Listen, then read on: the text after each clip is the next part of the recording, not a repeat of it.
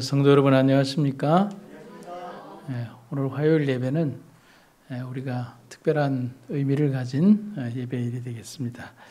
오늘 저는 로마서 13장에 있는 말씀을 가지고 사랑의 빛이라는 제목으로 은혜의 말씀을 나누도록 하겠습니다. 인생은 빚을 갚는 과정이다라는 말이 있습니다. 곧 그 말은 우리네 인생 자체가 빚으로 시작되는 인생이고 또 빚을 갚을 수 있는 기회가 주어진 과정이라는 말도 됩니다. 물론 여기에서 말하는 인생의 빚이란 어떤 물질적 빚을 말하는 것이 아니라 사랑의 빚을 말하는 겁니다.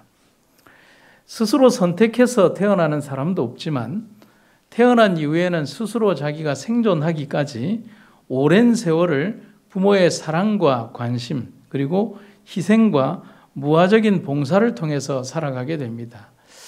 사람은 다른 생물이나 동물들보다도 그 의존성이 훨씬 더 길다고 할 수가 있겠습니다.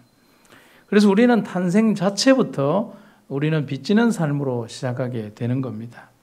그뿐만이 아니죠. 우리가 속해 있는 사회와 공동체 그리고 울타리 안에서 우리는 많은 사랑을 받으면서 성장하는 것입니다. 그리고 이만큼 성장했습니다.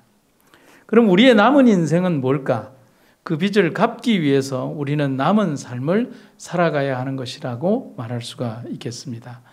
제가 언제 간증을 통해서 말씀드렸듯이 제가 철도 모르고 중학교 2학년 때 교회를 나가게 되었을 때 제가 교회를 온 그 순간부터 저를 목사가 되게 해달라고 기도하셨던 그 집사님의 기도가 십수년을 저를 이끌었다는 사실은 제가 목회를 몇 년 하고 난 뒤에 인사를 하러 들어갔을 때 그 집사님이 하시는 말씀이 내가 수년 동안 오군이 목사가 되게 해달라고 기도했고 지금은 이제 영성 있는 목사가 되게 해달라고 내가 죽는 날까지 기도하겠다는 그 말씀을 듣게 되었습니다. 결국은 저는 연만한 나이가 되었지만 여전히 사랑의 빚으로 살아가고 있다는 사실을 그때 알게 된 겁니다.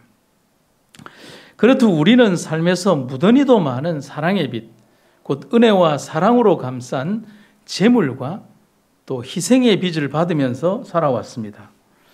여러분 오늘 여러분들이 보시는 예배하는 이 교회가 그렇고 우리의 삶이 그렇고 우리의 현재가 그렇습니다. 단순히 그것은 종교적인 의미뿐만이 아니라 우리의 삶을 살아가는 모든 환경들이 다 그러한 사랑의 배려 속에서 우리는 빚지고 산다는 겁니다. 1960년대 우리 한국으로 좀 가보면 1960년대 대한민국은 특별히 돈벌이가 없었습니다. 텅스텐 같은 몇 가지 광물을 제외하면 팔아먹을 게 없는 나라가 바로 우리 대한민국이었습니다. 그래서 외화가 없었죠. 달러가 없었습니다. 그 외화에 대한 갈증을 풀어준 게 바로 이겁니다. 1963년부터 1977년까지 서독에 간 광부, 우리가 파독 광부라고 그러죠. 그리고 간호사, 파독 간호사라고 합니다. 이 둘을 합치면 약 2만 명이 넘는 사람들이 그리고 월남 파병 군인까지 따지면 77년까지 월남에 파병한 군인 32만 명이 보내온 달러가 우리 대한민국의 갈증을 풀어주고 근대화 또 현대화의 물기를 더 주었다는 사실입니다. 광부들은 청춘을 막장에 묻고 석탄을 캤습니다. 얼마나 열악한 환경인지 모릅니다. 또 간호사들은 시체를 만지고 변비 걸린 환자의 항문을 손으로 파냈습니다. 한국 사람과 외국 사람은 덩치부터 다르죠. 자기의 덩치의 2배도 넘는 그런 환자들을 보호하고 간호하면서 정말 많은 눈물을 흘리며 우리의 파독 간호사들은 외화를 벌어들였습니다. 그뿐만이 아니죠. 군인들은 베트콩과 거의 맨주먹으로 싸우다시피 했다고 했습니다. 변변한 무기가 지급되지 않았고 오로지 용맹함과 무모함으로 다가갔다고 합니다. 지금 이 사진은 뭐냐면 파울 장병이 마지막 떠나기 전 어머니 앞에서 큰절을 하고 울고 이렇게 이별의 시간을 가지는 광경입니다. 그리고 파울 장병들은 자신들의 목숨을 담보로 번 돈 하루 1달러를 조국으로 보내왔습니다. 그 당시에 1달러는 그들의 생명수당이었습니다. 그렇게 파병되었던 대한민국 병사들의 유일한 낙이 뭐였을까요? 그것은 밀림 속 한가운데에서 조국에서 보내온 김치를 먹는 것이다 라고 했습니다. 그리고 그들은 그 김치를 먹으면서 하염없이 울었다고 합니다. 그런데 문제는 통조림 기술이 없었던 우리나라에서 보내온 김치 통조림은 여는 순간 핏빛이고 잿빛이고 녹물이었다고 합니다. 그 이유는 뭐냐면 녹이스로 김치 통안이 모두 핏빛으로 물들었다는 겁니다. 어떻게 이 깡통안이 녹이 슬 수 있을까? 녹이 슬지 않은 김치를 이렇게 깡통이 녹이 슬지 않게 만드는 기술이 그때 대한민국에는 없었습니다. 그저 깡통을 만든다는 것 자체만 그랬을 뿐이고. 그래서 병사들이 석 달 만에 받은 이렇게 김치를 보니까 너무 반가워서 김치 뚜껑을 열었는데 녹이 쓴 김치가 가득하더라는 겁니다. 그래서 병사들이 지휘관에게 얘기를 해줘. 우리 보고 왜 이런 김치를 먹으라고 합니까? 그때 지휘관이 이런 얘기를 합니다. 너희들이 보내온 돈으로 녹이 슬지 않은 김치를 먹으려고 한다면 너희들이 번 돈 전부 다를 일본에 보내야 한다. 너희들은 어떻게 하겠는가? 지금 이 사진이 실제로 그들이 김치를 먹는 사진입니다. 그들은 그 베트콩과 목숨을 걸고 싸우는 그 자리에서 밀림의 정글에서 이 핏빛 김치를 울면서 먹으면서 1달러를 대한민국에 보냈습니다. 여러분, 오늘날 우리가 누리는 번영은 이런 희생이 차곡차곡 쌓여서 만들어진 것입니다. 대한민국은 그냥 만들어진 게 아닙니다. 오늘 우리가 누리는 모든 것들이 그때 벌어들인 달러와 희생과 헌신으로 또 그들이 보낸 돈으로 이룬 우리는 빚진 자들이라는 사실을 알 필요가 있습니다. 내 아버지 세대의 사람들이 희생한 그것으로 오늘의 우리가 살고 있습니다. 그들이 그렇게 했던 이유는 지독히도 쓰라린 가난을 대물림하지 않겠다는 의지와 사랑이 그렇게 만든 겁니다. 우리는 굶더라도 내 다음 세대는 굶기지 않겠다는 것. 우리는 배우지 못했어도 내 다음의 세대들에게는 배움을 전수해 주겠다는 사랑의 책임감이 그렇게 했다는 겁니다. 우리는 그렇게 사랑의 빚진 자들입니다. 그 사랑의 빚 때문에 오늘의 우리가 있습니다. 로마서 13장 8절에 있는 말씀을 보시겠습니다. 다른 사람을 사랑하는 빚 이외에는 아무 사람에게 아무런 빚도 지지 마십시오. 남을 사랑하는 사람은 율법을 온전히 이룬 것이나 다름없습니다. 쉬운 번역으로 제가 읽었지만 의미가 상당히 와닿는 내용이라고 할 수 있습니다. 다른 사람을 사랑하는 빚 이외에는 어떤 사람에게도 어떤 빚도 지지 말라. 이것은 율법을 이룬 것과 같다는 엄청난 이야기를 바울이 하고 있습니다. 예전에 제가 여러분들에게 소개해드렸던 본교회 연혁에 관한 글입니다. 여러분들 받으신 이 본교회 사업계획서 제일 뒷부분에 보면 보이는 내용입니다. 이 교회의 시작을 알리는 내용이 있다고 제가 그때 말씀을 드렸습니다. 그때 보여드렸던 2페이지의 그림을 보여드리겠습니다. 거기에 기록된 몇 줄의 글입니다. 6.25 동란으로 인하여 일사후퇴를 해서 제주도로 피난하였다가 오랜 숙제로 내려오던 부산 의료사업은 유지한 박사의 노력으로 1951년 3월 15일 병원 직원 20명과 가족 6명이 제주도에서 군함 LST를 타고 와서 서구 부영동 2가 85에서 서울위생병원 부산 분원으로 개원함과 동시에 두 안식일은 초량교회에서 예배드리고 같은 해 4월 첫 안식일 1951년 4월 7일부터 29명이 병원 대합실에서 시작되다. 이게 우리 교회의 시작입니다. 70년 전의 일입니다. 여러분 가슴이 뭉클한 장면입니다. 하나님의 살아계심을 보여주는 글이기도 합니다. 그런데 그 뒤에 이어지는 글에서 우리는 다시 한번 우리가 얼마나 크게 빚진 자들인가를 알 수가 있습니다. 본 연합회 평의원회에서 196만 2천환 보조로 이것을 기금으로 하여 시조사, 삼육신학원, 서울위생병원 및 직원 각 대회, 그 다음 뭐라고 되어 있습니까? 신자들의 헌금으로 1955년 4월 현 부산위생병원 기숙사홀에 이전하고 1957년 10월부터 교회당 건축을 시작하여 1958년 3월 말에 준공하고 그해 4월 19일에 한국연합회장 데비스 목사, 서기 박창욱 장로, 영남대회장 정동심 목사 참석하에 헌당식을 거행함.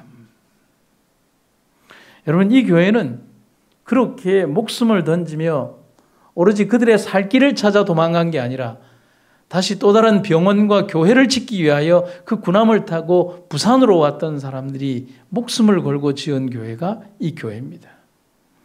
그런 믿음의 아버지와 어머니들의 사랑이 있었기 때문에 오늘의 우리는 여기에서 예배합니다. 우리는 70년 전 그때 이 교회를 위하여 벽돌 한 장의 값도 내지 않았습니다.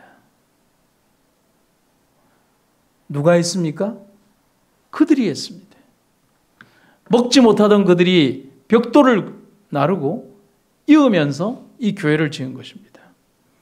우리와 아무 관련이 없는 것 같은 시조사와 서울위생병원과 각 대회 신자들의 헌금이 오늘의 우리의 이 자리입니다. 그들의 헌신으로 이루어진 것입니다. 우리는 여전히 그렇게 빚을 지고 지금까지 살아왔습니다. 여러분, 그 빚의 본질이 무엇인 줄 아십니까? 사랑입니다. 그리고 사랑 안에 감추어진 하나님의 복음 사역에 대한 거룩한 책임감이 우리를 그렇게 이끌어왔다는 사실입니다. 우리가 얼마나 크게 빚진 자들인가. 오늘 우리가 단순하게 예배드리는 한 시간의 이 예배의 장소가 얼마나 거룩하고 아름다운 헌신과 사랑 속에서 이루어졌는가를 우리는 단 한순간도 잊어버려서는 안 됩니다. 지나간 것은 낡은 것이라고요. 그 낡음이 없었다면 오늘의 우리는 서 있을 자리도 없다는 사실을 기억할 필요가 있습니다. 애덤 그랜드라고 하는 미국의 한 교수는 이런 얘기를 합니다. 대개는 자신을 위해 돈을 쓴 사람이 더 행복하리라 생각하지만 사실은 그 반대다. 이것을 경제학자들은 베풀매 따뜻한 빛이라고 부르고 심리학자들은 돕는 자의 희열이라고 칭한다. 여러분, 주는 것이 받는 것보다 복이 있다는 그 말처럼 여러분, 베풀 때 느끼는 진한 감동의 의미를 모르는 사람은 인생을 살아갈 자격을 혹은 인생을 살아온 재미를 모르는 사람이라고 할 수가 있습니다. 이런 베품과 사랑의 정신은 예수님이 바울과 사도들에게 가르치고 베푸신 사랑과 은혜입니다. 나는 연약한 자들을 돕는 일에 늘 본보기가 되려고 애써 왔습니다. 할 수 있는 한 힘껏 일해서 연약한 자들을 도우려고 애썼습니다. 이처럼 내가 본을 보였으니 여러분도 주는 것이 받는 것보다 복이 있도다라고 하신 주님의 말씀을 기억하면서 마땅히 연약한 자들을 힘껏 도와야 할 것입니다. 우리의 생애가 주님 보시기에 가장 값지고 아름다운 생애를 살아가기를 기원합니다. 바울의 외침처럼 연약하고 어려운 이들을 돕고 베푸는 일에 우리의 사명을 잊지 않기를 간절히 바랍니다.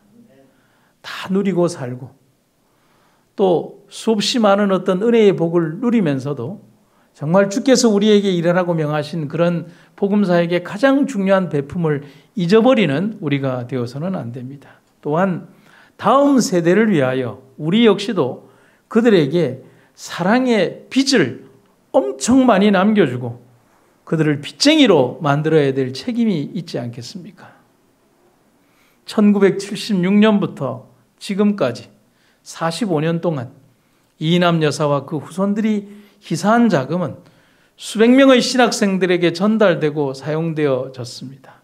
그리고 앞으로도 그렇게 될 것입니다. 바라는 것이 있다면 이제 우리 교회와 성도들의 헌신으로 그 자금이 더 많아져야 된다고 생각합니다. 그분들의 헌신과 그 후손들의 헌신만으로 이루어진 자금이 아니라 그 정신과 생각들을 계승해서 더 많은 헌신과 노력들이 그들을 길러내는 자금으로 우리의 헌신이 이루어져야 한다고 생각합니다. 우리 주님의 오실 날이 이르렀다고는 아는데 우리는 사랑의 빚에 의존만 하려고 해서는 안 됩니다.